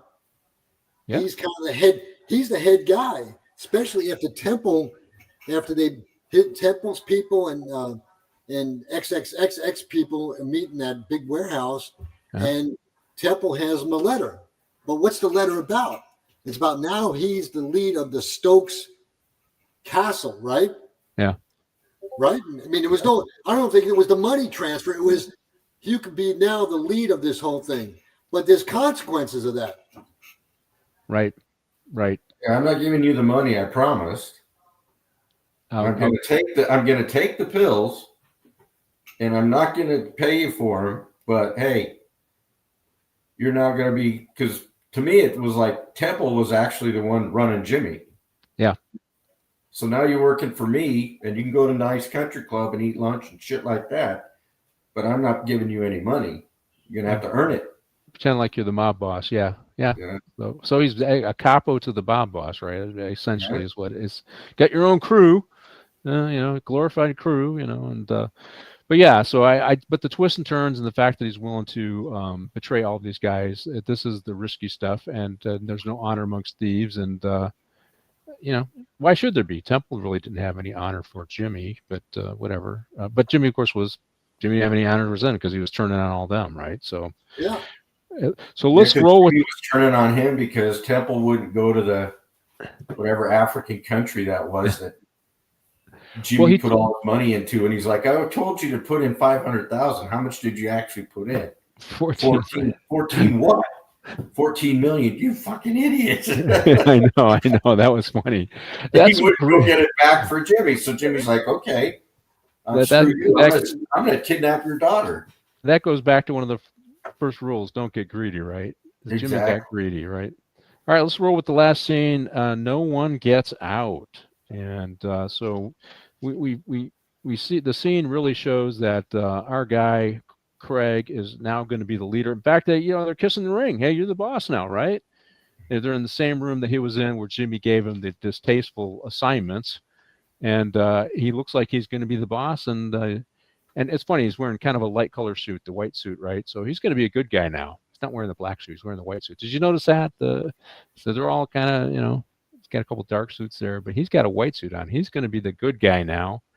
And he says, no, it's all yours. And they're kind of stunned. What? You're going to turn your back on all this? And he walks out. And of course, we find out what happens. We'll see it here. Yeah, I don't know how these guys can all eat this food and be as skinny as Craig is. There's no freaking way that they got this kind of food. There's no way in hell. I mean, maybe smoking and all the walking you have to do in London because you're doing the subway or whatever, but no way in hell. Hey, Pat, you know what I just realized? Morty played the Kingpin in Black Hawk Down when they got him and brought him in front of the general. Right. He was smoking cigars. How I just realized that, guys? The way the last picture you showed right there, cigar in his hand. Yeah. I go, that's who it was. Sorry about that. It does say he played in Black Hawk Down. I didn't realize what part. Right there. Yeah. Sorry, guys, I couldn't help it. So here's our Greg. He's leaving the crew, and he's going to go with his girlfriend. And like I said, you never know what twists and turns. You probably what's going to happen, and you kind of figure he's going to get taken out. But who takes him out? That's probably the surprise, right? And it's kind of like what's that movie? It was he was a gangster, and he got something way. It's Carlito's Way. Carlito's Way. That's a good Remember movie. it? Carlito's Way. He thinks he's getting away. He's dreaming of the future. I'm getting out. I'm going to stay out. Remember that? Carlito's Way. That was his goal. He's got his money. He's going to get out. He's getting on the subway, and he gets shot. And we're same thing here. Daniel Craig's kind of trying to. He's out. I'm free and clear. I'm getting out. He's got the beautiful girl who smokes, so she would not have worked for me. She would not have worked for me, but tastes like an ashtray. I don't, and looks behind him. That's the past. Here's the future, and boom, and he gets taken out. So, but yeah, it kind of reminded me of the movie Carlito's Way. Ralph, what do you think? Kind of same thing, Carlito's Way. Did you see the movie Carlito's Way? Yeah, I did. Hey, listen, you knew something was going to happen, but it was interesting who took him out was Q from 007, who not because of the intricacies of the organization, it was jealousy that he loved the girl. Yep. She's the one that betrayed him. I don't know why he doesn't shoot her, but he shoots his romantic rival, the guy, and they show him dying here, but he's not going to get out. Same thing, Carlito's Way. Did you see the movie Carlito's Way, Scott? Similar I saw it. Similar ending. Trying to get out. I want to get away from this life. I want to put the gangster life behind me. But I didn't see that. Honestly, in this movie, I didn't see that coming. I thought he was going to walk away, and kind of because of the way it started, that he was going to finally get to walk away, and then the jealous ex-boyfriend shoots him. And I had a young deputy come to me when I was a sergeant, and he's at transit services, and he's all pissed off, and he's like, what do? I caught my wife sleeping with this guy, and I just want to kick his ass. And I'm like, don't do anything stupid. And that's not going to get you anywhere but in trouble. You're going to lose your job. And he tells me what happened. And I said, so why are you mad at the dude? And he goes, oh, what do you mean? I go, did he break into your house? No. I go, did you break into your wife's bedroom? No. Did you rape her? No. And I go, why are you mad at him? Somebody had to open the door and open everything else. Yeah, that's exactly right. You're mad at him? Yeah, the betrayal is with the spouse, the one who made the commitment. Absolutely, absolutely. I agree with that 100%. But to see the light bulb go off in his head, like, yeah, wait a minute. Yeah, okay, I'm mad at the guy that he betrayed me, kind of, you know. Where's a code? There's no code. But anyway. Well, to some degree, I guess I got to realize that there is a code amongst gangsters. You know, this is a respect thing. You didn't show respect because you stole my girl. So part of that plays into this thing. What do you think the final scene, Ralph, saying Carlito's way and the respect and he taking out Craig versus taking out the girl? I mean, what do you think? So I think it all goes back to respect, that the Q or Ben Whishaw, who played this guy who shot him, that he felt this because he did an introduction at the club and he was treating him respectfully, and he felt like, oh, you do this to me with my girl? And, you know, like I always say, emotions get carried away and people do stupid stuff. And, but hey, guess what? Like I said in the beginning, every time you spit up, it comes down, you know? And so, you know, Daniel Craig in the movie spit up and it came down on him on multiple reasons. Yeah. And you know, it's funny because, she recognized that Craig was way bigger than her boyfriend, and she targeted him, which happens. What do they call that? They call it monkey branches, right? She's monkey branching up to a bigger and better guy. So it was actually she that was really disrespectful of him, like you say, Scott. But a lot of guys don't look at it that way. It always kind of floored me, especially the guys that are caught cheating also. Yeah. Your wife caught you cheating, and now you're mad. You basically did the same thing that this guy's doing with your wife. Yeah. Yeah. So he's not getting out, and I just I don't know. So the overall movie? Good movie, Ralph. You know, recommend this to somebody else? Yeah. You know, I liked it. You know, again, you know, I had to get my ear tuned into the British, you know, accent and stuff. But once I did, you know, it was a good movie. It was a good movie and a lot of twists and turns. And I like movies like that. They kind of make you think a little bit how maybe you try as a cop, you always try to outthink it and stuff, but it was entertaining. Hey, let's bring up Martin. I want to ask him a question because he always gets surprised, or he gets, hey, Martin. So have you seen this movie before and did you like it? No, I haven't seen it before. And yes, I liked it. Not the best British gangster movie, but it's a good movie. Yeah.